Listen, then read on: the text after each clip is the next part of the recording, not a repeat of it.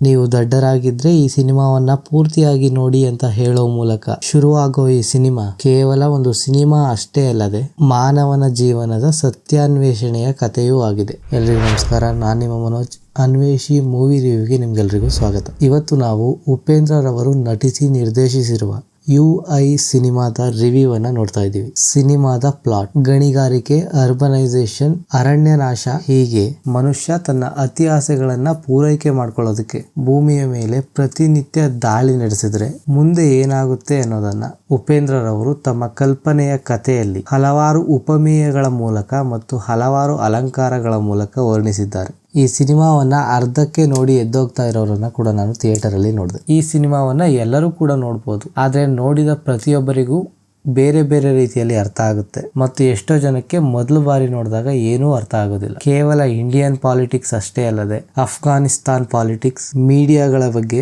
ಮತ್ತು ಡೆಮೋಕ್ರಸಿ ಸೇರಿ ಮುಂತಾದ ದೊಡ್ಡ ದೊಡ್ಡ ವಿಷಯಗಳನ್ನ ಎಕ್ಸ್ಪ್ಲೈನ್ ಮಾಡೋದಕ್ಕೆ ಉಪೇಂದ್ರ ರವರು ಪ್ರಯತ್ನಿಸಿದ್ದಾರೆ. ಈ ಸಿನಿಮಾದ ಹೈಲೈಟ್ಸ್ ಏನಂದ್ರೆ, ಈ ರೀತಿ ಸಿನಿಮಾವನ್ನ ನೀವು ಇದಕ್ಕೂ ಮುಂಚೆ ನೋಡಿರೋದಕ್ಕೆ ಸಾಧ್ಯವೇ ಇಲ್ಲ. ಈ ಸಿನಿಮಾದಲ್ಲಿರೋ ಒಂದೊಂದು ಕ್ಯಾರೆಕ್ಟರ್ಗೂ ಅದರದ್ದೇ ಆದ ಫಿಲಾಸಫಿ ಇರುತ್ತೆ. ಇದನ್ನ ಎಲ್ಲಾ ಅರ್ಥ ಮಾಡ್ಕೊಳ್ಳೋದಕ್ಕೆ ಸಾಧ್ಯ ಆಗೋದಿಲ್ಲ ಮತ್ತು ಎಲ್ಲ ಅರ್ಥ ಮಾಡ್ಕೊಂಡ್ರು ಸಹ ಒಬ್ಬೊಬ್ರು ಒಂದೊಂದು ರೀತಿಯಲ್ಲಿ ಅರ್ಥ ಮಾಡ್ಕೋತಾರೆ. ಮಾಸ್ ಆಡಿಯನ್ಸ್ಗೆ ಈ ಸಿನಿಮಾ ಅಷ್ಟಾಗಿ ಇಷ್ಟ ಆಗದೆ ಇರಬಹುದು, ಆದ್ರೆ ನಿಧಾನಕ್ಕೆ OTTಯಲ್ಲಿ ನೋಡಿದ್ರೆ ಈ ಸಿನಿಮಾ ಎಲ್ರಿಗೂ ಅರ್ಥ ಆಗೋ ಚಾನ್ಸಸ್ ಹೆಚ್ಚಿದೆ. ಉಪೇಂದ್ರ ಅವರು ಈ ಸಿನಿಮಾವನ್ನ ತುಂಬಾ ಸಿಂಪಲ್ ಆಗಿ ಮಾಡೋದಕ್ಕೆ ಪ್ರಯತ್ನ ಪಟ್ಟಿದ್ದಾರೆ, ಆದರೂ ಕೂಡ ಈ ಸಿನಿಮಾ ಅರ್ಥ ಮಾಡ್ಕೊಳ್ಳೋದಕ್ಕೆ ಸ್ವಲ್ಪ ಕಷ್ಟ. ಫಾರ್ ಎಕ್ಸಾಂಪಲ್, ಈ ಸಿನಿಮಾದ ಹೀರೋಯಿನ್ ಕ್ಯಾರೆಕ್ಟರ್ ಸಿನಿಮಾ ಶುರುವಾದಾಗಿಂದ ಯಾಕೆ ಬರುತ್ತೆ ಯಾಕೆ ಹೋಗುತ್ತೆ ಅನ್ನೋದು ಅರ್ಥ ಆಗೋದಿಲ್ಲ.